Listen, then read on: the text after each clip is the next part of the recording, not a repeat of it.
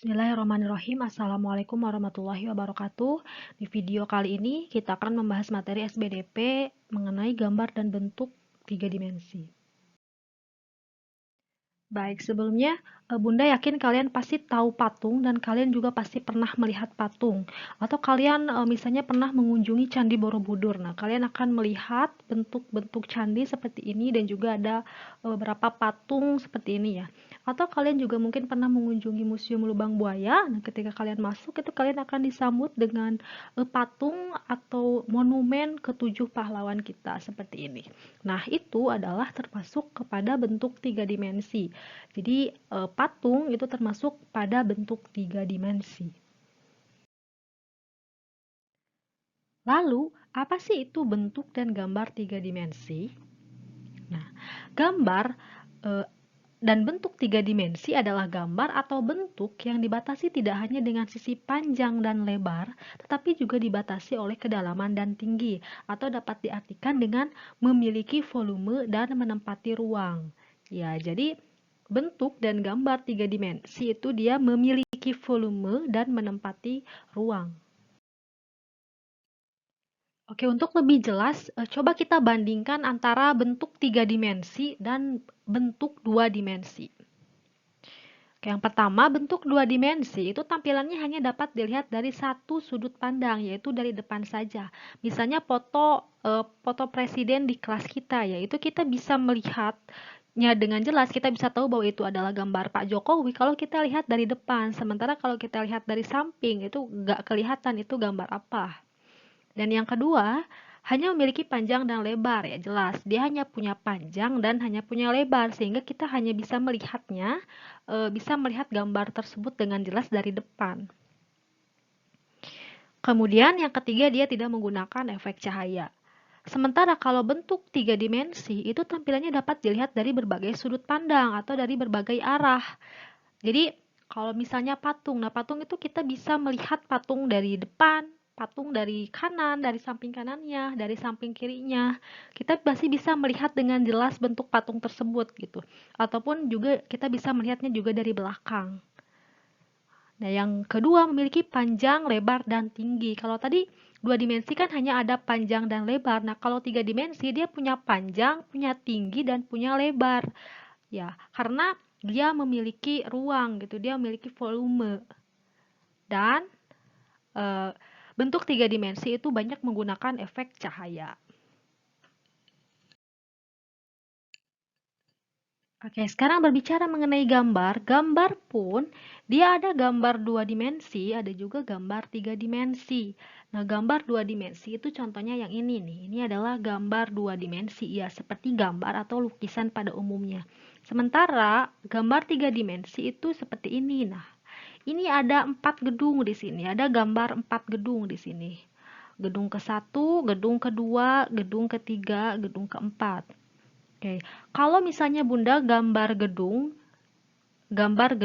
seperti ini saja, oke. Jadi dia hanya ada panjang dan dia hanya ada lebar. Ya, ini jendela-jendelanya misalnya. Kita kita gambar persis seperti muka depan gambar yang ini ya. Ini pura-pura aja mirip lah ya. Nah, ini dia adalah gambar gedung dengan 2 dimensi. Jadi dia hanya panjang dan lebar saja. Berbeda dengan gambar yang ini, gambar yang di lukisan ini.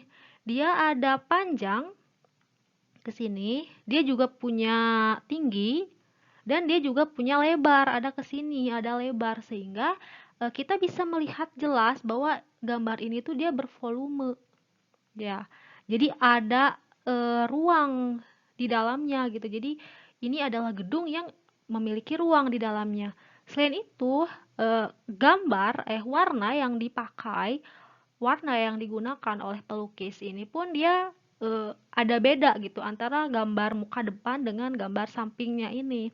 Ya ini untuk memperlihatkan adanya perbedaan itu bahwa ini adalah muka depan, ini muka samping, dan ini adalah muka atasnya seperti itu. Karena kalau misalkan digunakan gambar yang sama yaitu tidak terlihat ada gradasinya. Sehingga itu gambar 3 dimensi itu dia menggunakan banyak efek warna gitu. Kalau Ini kan kalau yang ini, kalau gambar dua dimensi yang Bunda gambar ini kan ia cukup pakai satu warna aja di depan. Misalnya ini gambarnya warna ungu, misalnya kayak gitu. Kayak gitu. Oke, sekarang kita balik lagi ke bentuk dan gambar tiga dimensi ya. Jadi ada unsur-unsur bentuk dan gambar tiga dimensi. Yaitu yang pertama titik, yang kedua garis, yang ketiga bidang, yang keempat bentuk, dan yang kelima tekstur.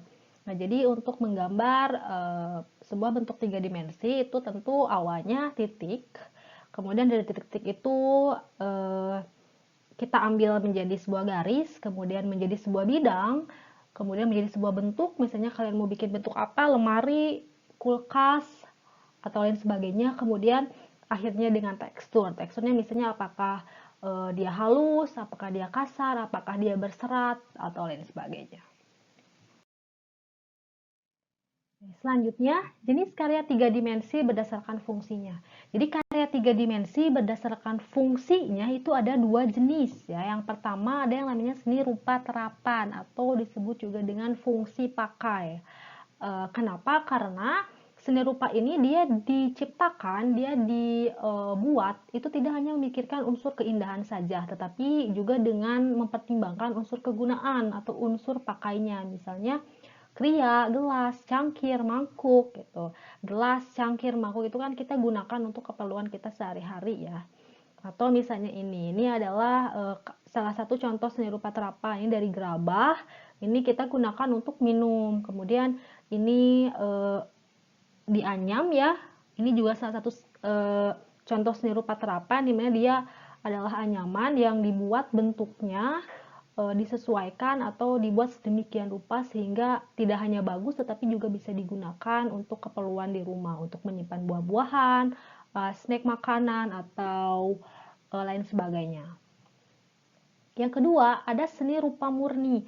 Seni rupa murni atau fungsi ekspresi ya, memiliki fungsi ekspresi. Kenapa? Karena dia itu diciptakan, dibuat itu hanya untuk keindahan saja. Dia tidak mempertimbangkan kegunaannya atau fungsinya, tapi murni untuk keindahan saja, untuk karya seni aja. Misalnya ya pajangan, patung, lukisan dan lain sebagainya. Nah, misalnya ini ada gambar patung di sini juga ada patung, ya itu. Jadi ada dua jenis karya tiga dimensi berdasarkan fungsinya yaitu seni rupa terapan atau fungsi pakai dan juga seni rupa murni atau fungsi ekspresi. Selanjutnya teknik-teknik gambar tiga dimensi ya. Jadi untuk membuat karya tiga dimensi itu bisa menggunakan beberapa teknik. Ada 5 teknik di sini. Yang pertama ada yang namanya teknik aplikasi. Nah, teknik aplikasi ini merupakan teknik dalam seni menjahit di mana caranya itu dia memotong atau menempelkan bermacam guntingan kain yang berbentuk hiasan yang kita mau, misalnya bunga atau kupu-kupu atau binatang lainnya atau bentuk lainnya gitu untuk ditempelkan ke dalam hasil jahitan kita gitu sehingga jadi lebih memperindah. Yang kedua teknik mozaik. Nah, kalau teknik mozaik itu caranya dengan menempelkan benda tiga dimensi, diatur kemudian ditata sedemikian rupa sehingga menyusun sebuah gambar yang kita mau. Kayak misalnya ini batu-batu yang dipakai diwarnain gitu dengan warna-warna yang berbeda, kemudian disusun berdasarkan warnanya dengan menyesuaikan pola bunga yang kita mau gitu. Kemudian ada yang namanya juga teknik merakit. Kalau teknik merakit itu dia caranya menyambungkan beberapa potongan bahan gitu. Jadi dirakit gitu hasil si karyanya itu dihasilkan dengan cara dirakit, disambung-sambungkan, disusun-susun gitu. Selanjutnya yang keempat itu teknik pahat. Ini kalian pasti paham kalau teknik pahat itu kayak dengan cara membuat patung itu dia dengan membuang bagian-bagian yang tidak dibutuhkan sehingga membentuklah di sisa kalah gitu bentuk yang kita mau Yang terakhir itu ada yang namanya teknik tuang atau cor. Kalau teknik ini dari gambarnya jelas, jadi menuangkan sebuah cairan ke dalam suatu cetakan, kemudian nanti cairan itu akan mengeras dan kita keluarkan dari cetakan itu gitu. Si cairan itu bisa dari semen, bisa dari logam, bisa dari gips, atau bisa juga dari karet. Oke, selanjutnya jenis-jenis bentuk tiga dimensi. Jadi ada tiga jenis bentuk tiga dimensi, atau disebut juga dengan three-dimensional shapes ya. Yang pertama itu ada yang namanya kubistis. Ada namanya kubistis, berarti dia menyerupai kubus atau balok. Contohnya, bak sampah, lemari, kulkas, atau kardus, atau brankas, atau lain sebagainya yang berbentuk seperti kubus atau balok ya. Yang kedua ada jenis silindris. Nah, kalau silindris dia menyerupai silinder atau elips.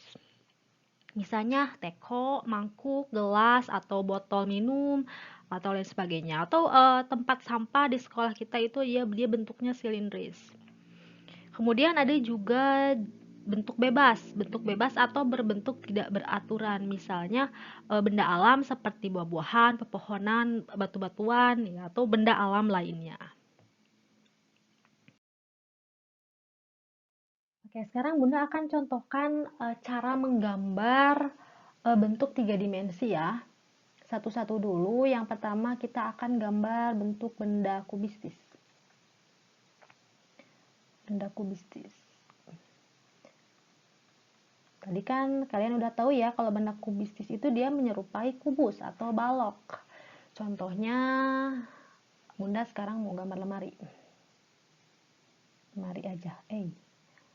Silakan kalian juga sambil mempraktekkan di rumah, tapi coba kalian pakai penggaris ya biar lebih rapi. Nah, ini adalah jadi pertama-tama kalian gambar dulu persegi panjang seperti ini. Lalu kalian ambil garis kecil ke sini miring. Nah, seperti ini.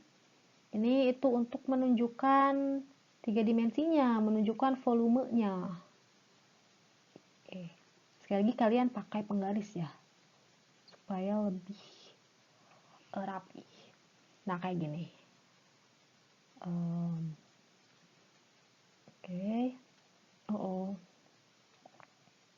Nah, kalau kalian pakai penggaris dia akan lebih rapi lagi.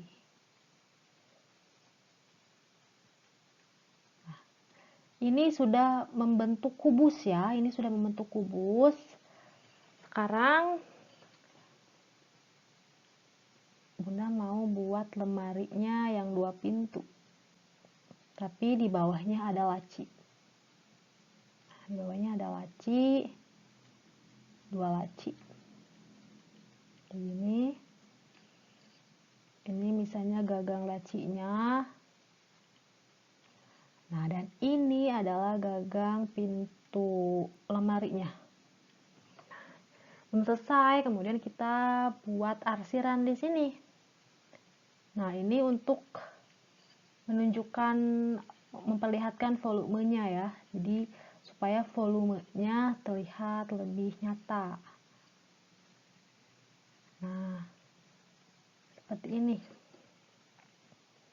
Oke, ini adalah benda kubistis. Ini adalah lemari ya.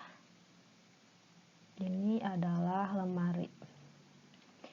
Sekarang kita akan gambar bentuk kedua. Ini mudah kan? Silakan kalian gambar sendiri di rumah. Entah kalian terserah mau gambar lemari juga seperti Bunda atau gambar kulkas misalnya atau yang lainnya. Nah, yang kedua kita akan gambar benda silindris. Kalau benda silindris itu kan tadi dia bentuknya seperti silinder. Jadi berbentuk elips, dasarnya tuh elips. Oke. Apa ya? Misalnya Bunda mau gambar gelas. Kita akan gambar gelas. Nah ini yang membedakan. Jadi ada bentuk bulatnya lah gitu kalau yang silindris.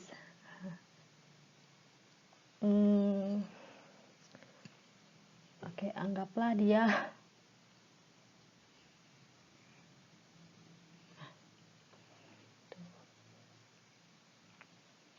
kemudian kita tarik garis ke sini, kemudian garis juga ke sini. Nah, lalu ini agak menekuk kayak gini ya, ini agak menekuk ke sini, kemudian kita gambar kayak gini juga.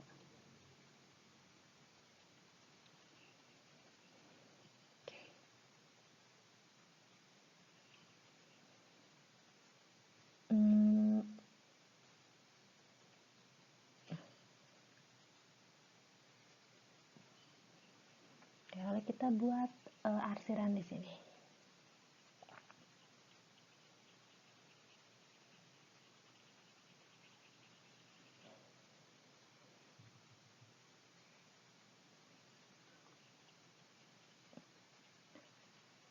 Arsirannya itu dibuat supaya gambarnya terlihat lebih nyata gitu. Kalau ini adalah gambar 3 dimensi. Jadi, nah, semakin kesini itu dia si arsirannya itu semakin tipis. Begitu.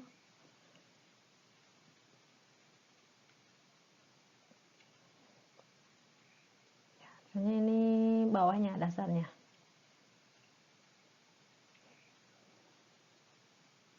Nah, mungkin kalian bisa buat lebih bagus dari ini. Nah, ini bentuk gelas. Misalnya dia ada gelas di atas meja lah.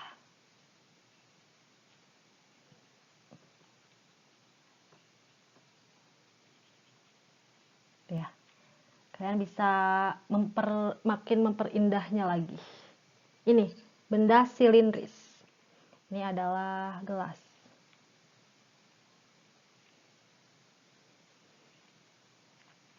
Next, yang ketiga, yang terakhir itu benda bebas atau benda yang ukuran yang bentuk tidak beraturan. Benda bebas itu tadi contoh-contohnya adalah benda-benda alam ya, buah-buahan, tumbuhan misalnya. Benda kan buat apa ya, apel.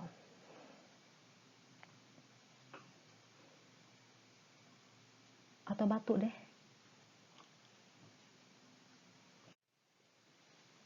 Udahlah buah aja ya, kita gambar buah aja. Buah apel misalnya. Buah apel tuh kan dia bentuk bulat gini.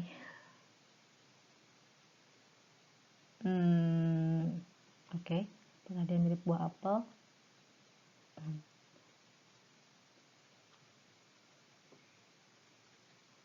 Oh.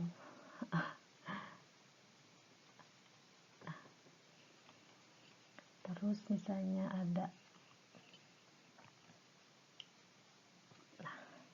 Nah, kuncinya. Oke. Kuncinya itu dengan arsirannya ini. Kita buat arsiran dengan ketebalan yang bagus gitu ya.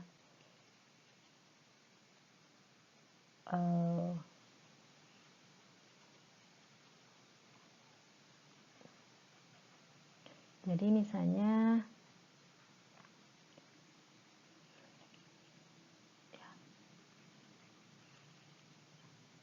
jadi yang dibuat berbeda itu ketebalannya.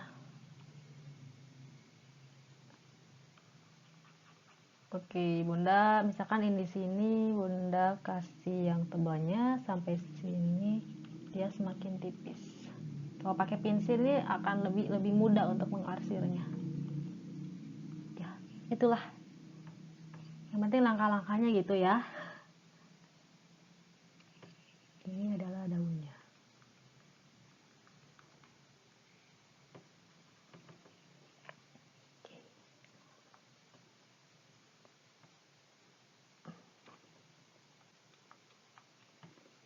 Nah, ini adalah buah apel. Contoh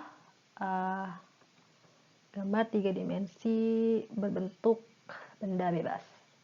Itu ya langkah-langkahnya.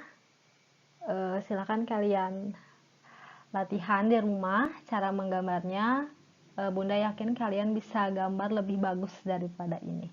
Yang pasti jangan lupa bahwa gambar 3 dimensi itu dia memiliki volume.